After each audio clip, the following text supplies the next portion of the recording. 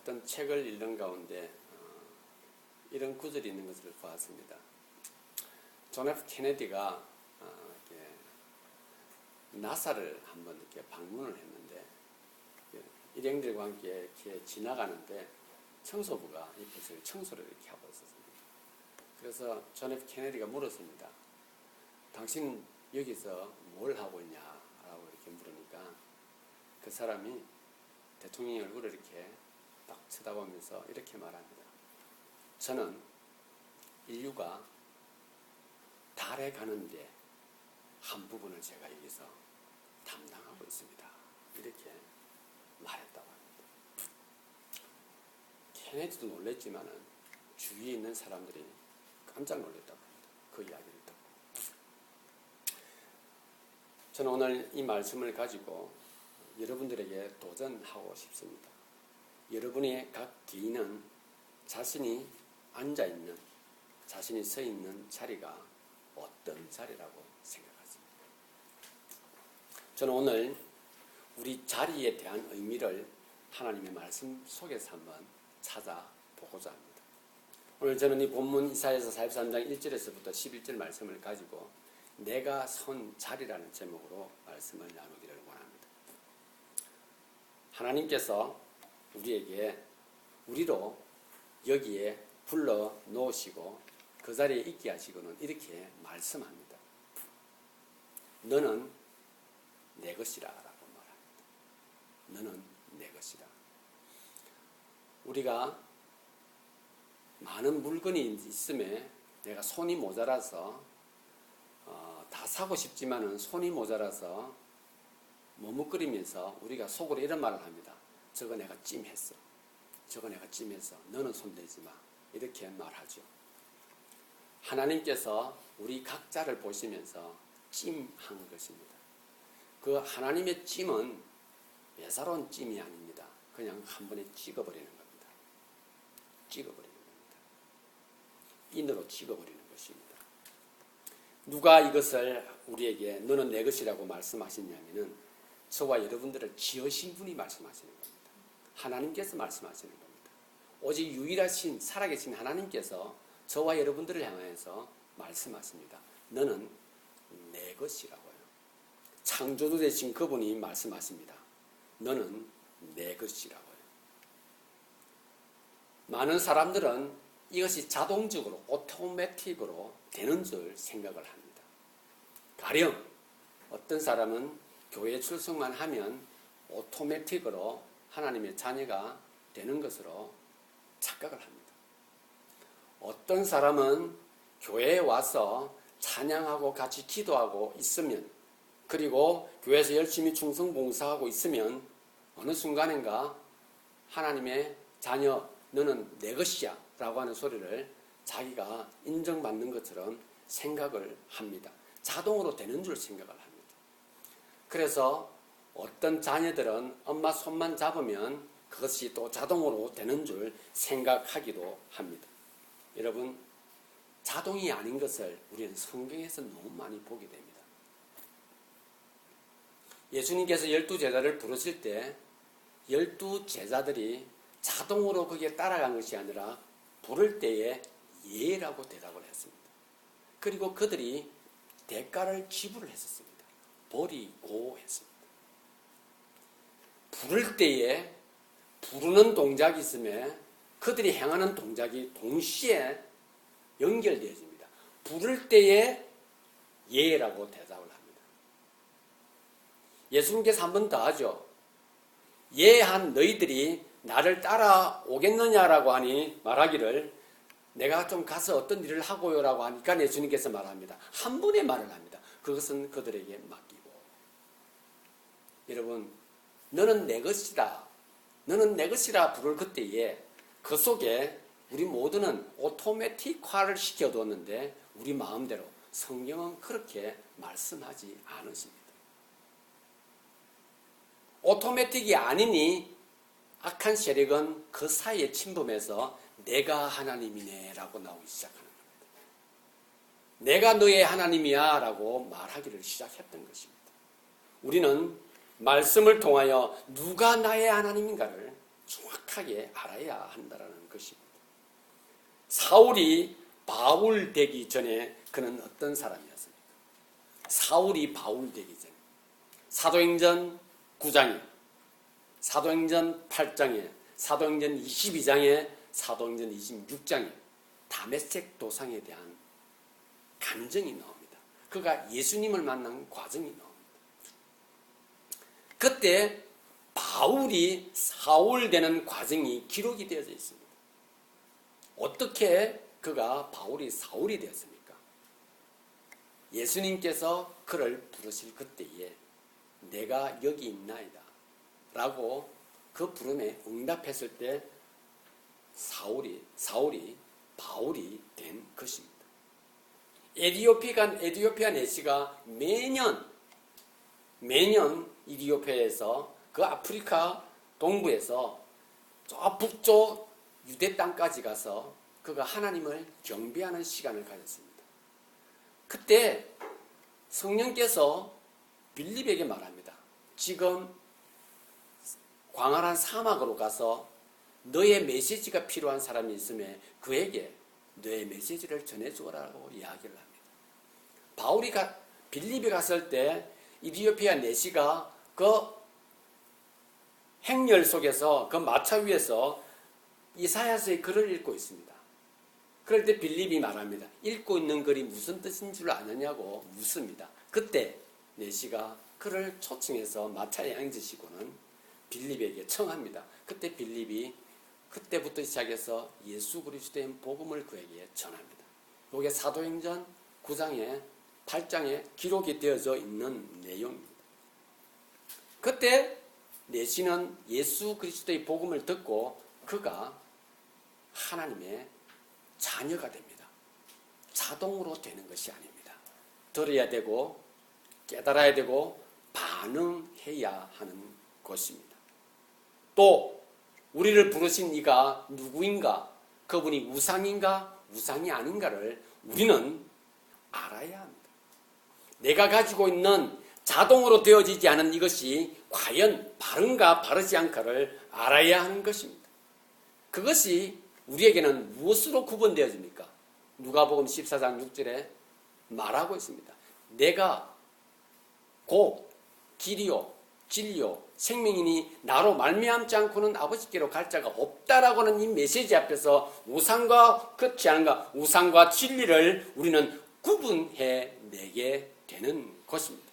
너는 내 것이라 할 그때에 너는 내 것이라 하는 것을, 내가 하나님인 것을, 하나님이 나를 부르신 것을 오늘 이 자리에서 내가 확인하는 것은 내가 그 예수 그리스도의 진리 되심 앞에서 내가 어떻게 반응했으며 그 진리를 내가 어떻게 받아들였는가 하는 거기에 본인의 각 개인의 응답, 대답, 선포가 있어야 하는 것입니다. 우상은 탐심이 우상이라 하였습니다. 저는 다시 말씀을 드리겠습니다. 진리가 아닌 건 다 우상인 줄 믿습니다. 여러분, 해가 동쪽에서 떠서 서쪽으로 지는 것은 진리이고 하나님께서 그것을 만드신 것입니다. 물이 역류하는 것은 진리가 아니기에 우리는 물이 역류하는 것을 자연스럽게 받아들이지를 않는 것처럼 너는 내 것이라 말할 그때에 내가 하나님의 것임을 예수 그리스도의 진리 앞에서 내가 반응한 내용 외의 것을 말하면 우리는 역류하는 것이 되는 겁니다. 진리를 거스르는 것이 되는 겁니다. 나는 내가 만든 우상에게 내가 대답을 하는 것입니다. 당신은 나를 내 것이라 했는데 너는 나를 무엇이라고 말하냐고 할 그때에 우리는 대답해야 합니다. 하나님이 아니라 우상입니다 라고 말을 해야 하는 겁니다. 진리에 반응하지 않고 내 생각에 반응하고 내 지식에 반응하고 사람들이 말하는 것에 반응했기에 우리는 진리가 아닌 것에 반응했기에 우리는 하나님의 것이 아닌 것을 내가 확인할 수가 있는 것입니다. 너는 내 것이라고 한 것을 하나님의 나의 구원자 되시고 창조주신 예수님 앞에서 내 자신을 표현했을 그때에 우리는 비로소 그 진리 앞에 반응함으로 인하여 우리는 나의 근본을 알게 되는 것입니다. 나의 근본이요. 근본이라고 하는 것은 무엇입니까? 내가 무엇을 배워야 하는가 하는 것을 바로 하는 걸 말합니다. 내가 어떻게 살아야 하는가 하는 것을 바로 아는 걸 말합니다. 내가 어디로 가야 하는가 하는 것을 아는 것이 근본이 바로 섰을 때 이 모든 것을 정할 수가 있는 겁니다.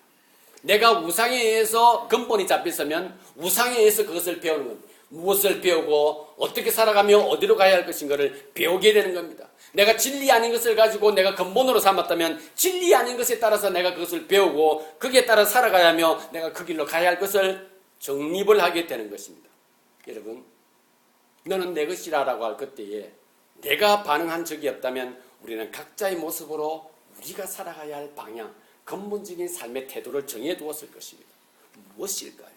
나의 삶의 마지막 목표, 골이, 타겟이 하나님의 영광이며 예수 그리스도의 복음이 나의 삶에 있어서 가장 귀하고 귀한 것임에 그 어떤 것보다도 모든 것을 배설물로 이길 만큼 그 예수 그리스도를 아는 지식이 가장 고상함을 고백할 수 있을 그때에 우리의 근본은 바르게 정립이 되어 있을 뿐만 아니라 하나님이 나의 주인이시고 나는 하나님에 의해서 지명당했다고 하는 사실을 우리 스스로가 확인하게 되는 겁니다.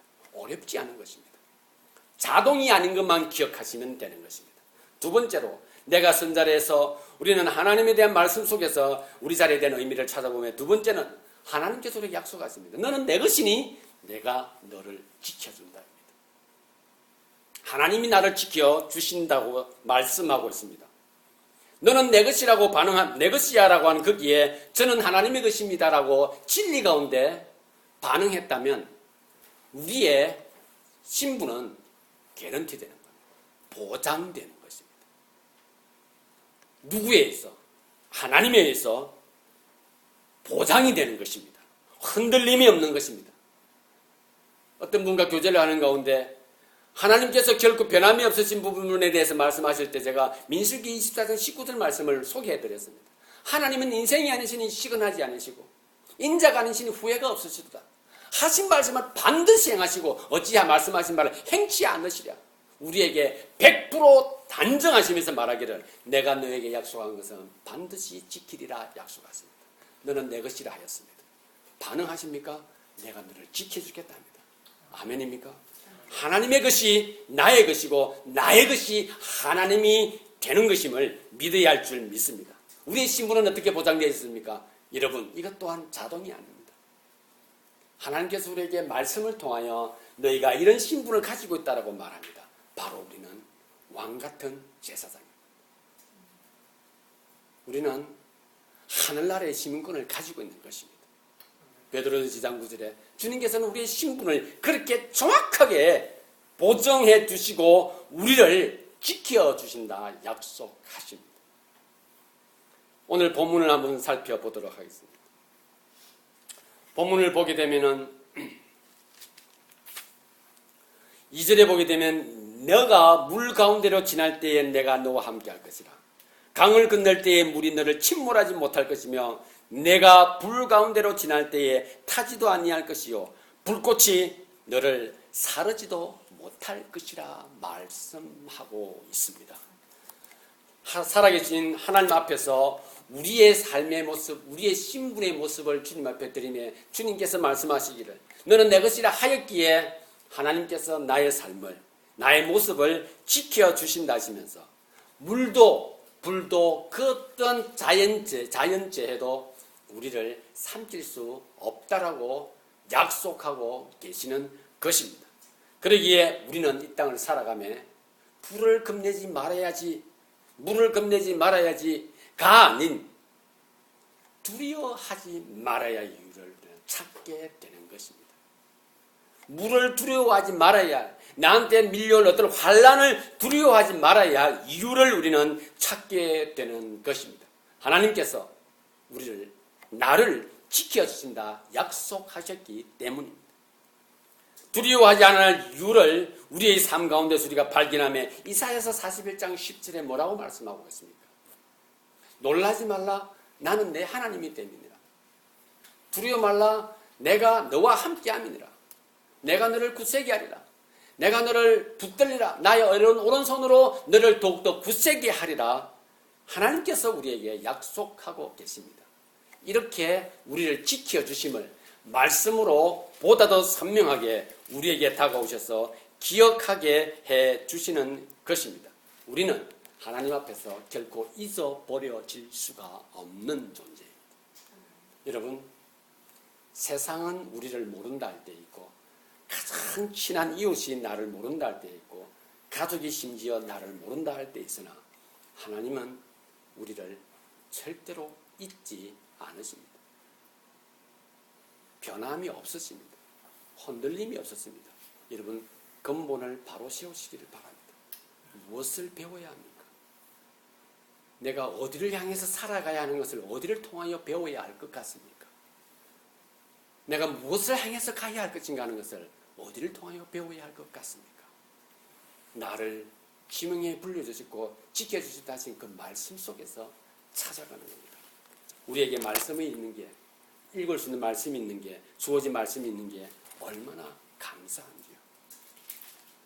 하나님께서 우리 선자리에서 너는 내 것이라 말씀하시고 내가 너를 지킬 것이라 말씀하시며, 마지막 세 번째로 나는 누군가 하는 것을 우리에게 말씀하시면서 나는 너의 구원자다라고 말합니다.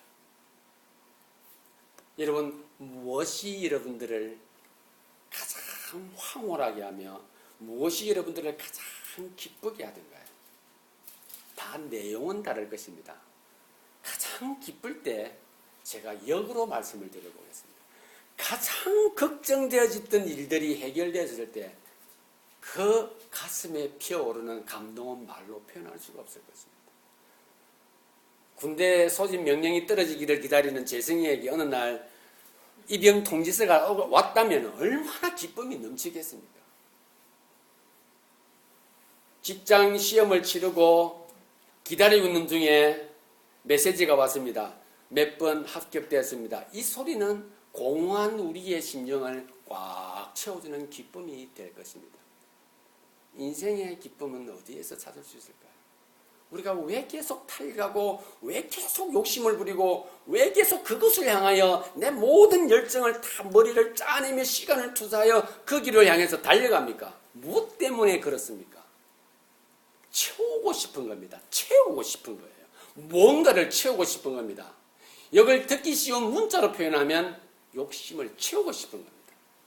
이걸 철학적으로 말을 하면 빈 공간을 채우고 싶은 것입니다. 거기에 나의 근본이 드러나기 시작합니다. 무엇을 알고, 무엇을 배웠고, 어떻게 살아야 하며, 어디로 가야 할 것인가를 나의 근본 속에서 배웠던 것이 내 목표가 되는 것입니다. 채워질 수 있다고 그렇게 믿게 되는 겁니다. 우상은 하나님이 되어진 것이죠. 악한 사탄은 예수를 제외시킨 것으로 우리에게 다가오죠. 결코 만족할 수 없음을 하나님께서 우리에게 말씀하십니다. 거기에 참된 만족이 없다고요. 하나님은 우리의 구원자 되시는 분이십니다. 어떤 식으로요? 어떤 식으로 그분이 우리의 구원자 됐습니까? 오늘 본문 10절, 11절을 한번 읽어드리겠습니다. 나의 여호와가 말하노라, 너희는 나의 증인, 나의 종으로 택함을 입었나니 이는 너희가 나를 알고 믿으며 내가 그인 줄 깨닫게 하려 함이라. 나의 전에 지음을 받은 신이 없었고 나의 후에도 없으리라. 나는 여호와라. 나 외에 구원자가 없느니라. 사랑하는 지체 여러분, 하나님이 우리를 정인 삼으시겠다 하십니다. 무엇을 위하여서? 나의 가장 궁극적인 삶의 문제가 해결되어진 나를 향하여 그 문제를 푼 자가 우리에게 말합니다. 너가 바로 내 증인이라고. 진리 앞에 반응하였고 너는 내 것이란 그게 반응하였고 그분이 누구신 줄 알았기에 우리는 그 앞에서 참된 만족을 얻게 된 것입니다. 그러기에 하나님이 나를 보고 너를 보고 너는 나의 정인이라 말할 그때에 우리는 압니다. 하나님, 제가 예수 그리스도 때문에 하나님의 구원자 되심을 정언하는 정인입니다. 그러기에 우리의 삶은 찬양할 것밖에 없고 감사할 것밖에 없는 겁니다. 세움을 받았기 때문에, 지명되어졌기 때문에 그렇습니다. 무엇으로요? 정인으로서의 삶을 살아갈 수 있는 특혜를 얻게 된 것입니다. 드디어 하나님은 나의 구원자이시기에 나에게 하나님은 정인으로서의 사명을 허락하시는 겁니다. 여러분, 사명이 있을지인데 우리는 무엇으로 말합니까? 나의 근본이 선명하기에 그리스도의 복음 가운데서 말씀을 통하여 배우고 말씀을 통하여 내 삶의 방향을 결정하니 하나님께서 그 말씀을 통하여 내가 어디를 향해 가야 할 것인가를 선명한 근본 가운데, 세워진 근본 가운데서 알게 해주셨던 것입니다. 무엇을 위해서? 정인의 삶을 살도록 도전하시는 것입니다.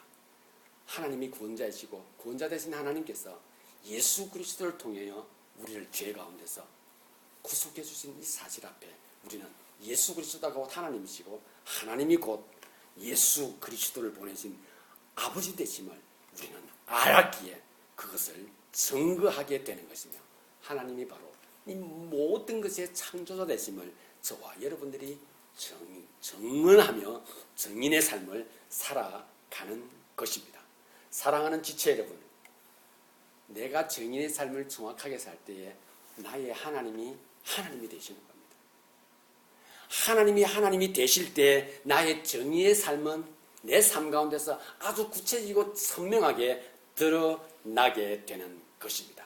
이 하나님이 우리에게 말씀하십니다.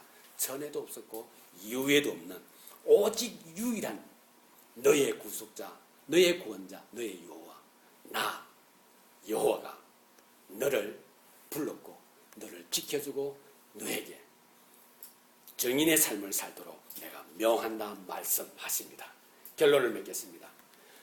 모든 동물에게는 회귀 본능이 있습니다. 회귀 본능이요. 고향으로 돌아가는, 자기의 본거지로 돌아가고자 하는 본능이 있습니다. 저도 마찬가지입니다. 올해는 여기 외국에 나와서 오래 살다 보니 저는 고향이 보고 싶은데 갈 수가 없어요. 사진에도 보고 싶은데 어떻게 볼 수가 없어서 인터넷, 구글 그 위성 사진을 통해서 제 고향을 한 번씩 뒤져봅니다. 그게 본능인 것 같습니다. 한 번씩 형님들하고 대화를 합니다. 야, 우리 고향에서 한번 모이자. 이렇게 이야기를 합니다. 고향. 회귀 본능이 우리 모두에게는 있습니다. 여러분, 공간을 수없이 많은 시간과 사람들이 더불어서 그것을 채우고자 달려갔지만은 결코 채울 수 없는 것이 우리의 인생인 것을 알지 않습니까? 대표적인 우리의 삶의 모습들이 공허한 심령을 무엇으로 채우고자 끊임없이 투쟁하고 끊임없이 달려가고 있습니다. 그러나 끝이 없지 않습니까? 저와 여러분들은 어디로 돌아가야 할 것인가를 하나님께서 우리에게 가르쳐 주시고 명령해 주시고 보장해 주신 곳입니다. 우리의 그 공간은 죄가 만든 공허함이요 죄가 만든 고독입니다. 드디어 우리는 그것이 하나님의 말씀과 복음으로 채워졌기에, 죄 용서로 채워졌기에 우리는 그 길을 향하여 달려갈 수 있는 유일한 길은 정인의 삶을 기쁨으로 충성스럽게 주님 오시는 그날까지 감당할 때에 우리는 거기에서 참된 만족을 얻게 되는 것입니다. 지금 밟고 있는 땅은 누구의 것입니까? 출애굽기 3장 5절에 모세가 하나님께서 부르시는 그 시내산에 올라갔을 그때에 붉게 타오르는 떨기나무를 봅니다. 그가 깜짝 놀라 멈추어서서 그것을 보고 있으니 하나님께서 말씀하십니다. 모세야, 내가 선 곳은 거룩하니 뭐하라? 내 신을 벗어라. 내 땅을 더럽히지 말아라라고 합니다. 너를 보호하는 것은 너에게서 제거하라라고 이야기를 합니다. 사랑하는 지체 여러분, 하나님께서는 우리에게 설 수 있는 땅을 주시고 만들어 주시고 공급해 주시고는 우리에게 말합니다. 너는 내 것이라 하십니다. 그리고 내가 너를 지켜주겠다 합니다. 정인의 삶을 살기를 멈추지 말 것을 오늘 또 저와 여러분들에게 도전하고 계시는 것입니다. 지금 밟고 있는 땅은 하나님의 땅입니다. 거룩한 곳입니다. 그러기에 기쁨으로 자신의 것을 내어던지고 주님의 것으로 무장하여 주님이 원하시는 삶을 따라가야 합니다. 주인을 모르면 고마움을 모릅니다. 주인을 알지 못하면 내가 왜 살아가고 있는지를 모릅니다. 이사야서 말씀을 한번 읽고 마치도록 하겠습니다.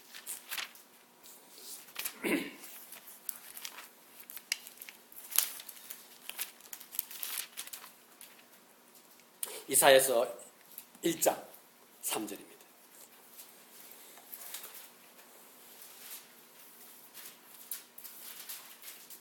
이사야서 1장 3절입니다. 소는 그 임자를 알고 나귀는 그 주인의 구유를 알건만은 이스라엘은 알지 못하고 나의 백성은 깨닫지 못하는도다. 주인을 모르면 고마움을 모르고요. 주인을 모르니까 내가 주인인 줄 아는 것입니다. 사랑하는 지체 여러분, 우리는 주님의 것입니다.